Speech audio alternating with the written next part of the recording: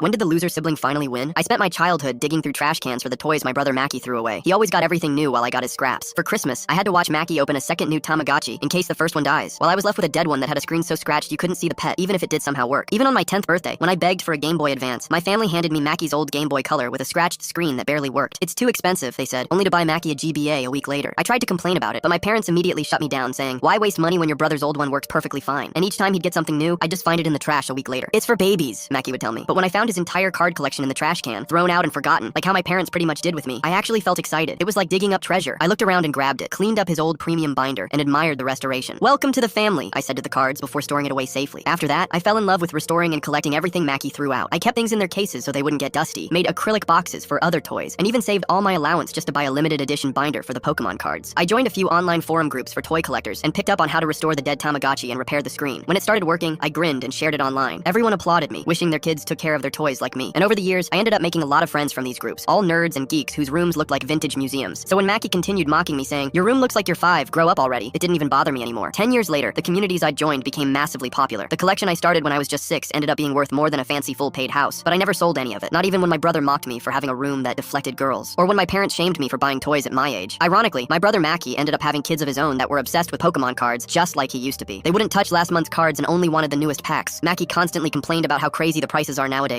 and how scalpers buy everything. $50 for one pack and I can't even find any. It's insane. He'd rant about his kids crying and crying if they didn't get the exact new set they wanted, never really recognizing how he was exactly the same years ago. But last week, the day before his kid's birthday, Mackie texted me frantically, are you home? Emergency. He showed up looking exhausted with 2 screaming kids trailing behind him. Every store is sold out. Every single day this week I hunted for those stupid cards. 20 stores. I went to 20 freaking stores while these brats have been crying their eyes out for days. I can't get any sleep, he ranted. I asked which set they needed. I don't know. The new one? The sparkly shiny Eevee ones. I nodded and escaped to my room. I came back and held up 2 unopened packs. These? His kid's eyes went huge. Wow, uncle, how do you have these? They're sold out everywhere. I grinned. I have a few friends, I said, and asked if they wanted to see my collection room. The room had walls of perfectly preserved games, cards, and toys from our childhood, plus all the current releases. Mackie stared at his kids, who were running around admiring everything. You still have all this baby stuff? I shrugged. Yeah, well, those babies right there are worth a fortune. He looked at me like I was crazy, while his older kid pulled out their phone and started scanning items. Dad, this Tamagotchi is worth $400. This sealed Game Boy is $5,000. Holy crap, this is amazing. He snapped photos of it. I wish we had this at home too. I watched my brother frown at his comment, clearly hurt. He walked around the room quietly until he spotted his old binder. His face went white as he started frantically looking up prices on his phone. When his eyes landed on the Charizard, he laughed in disbelief. Are you freaking kidding me? $400,000? This was mine, I smiled. Well, it was, but I scooped it up from the trash, kept it safe when it was worth nothing. That's the funny thing about treasure. Worthless to you, priceless to others. Mackie walked around the room, hands shaking when he recognized item after item he once owned, calculating what he'd thrown away. Meanwhile, his kids carefully held out the cards I had given, asking if I could teach them how to preserve them like I did. I showed them the proper sleeves and storage. The key is respecting what you have. Now his kids visit every weekend to learn about collecting and preservation. They tell their friends I'm the coolest adult ever.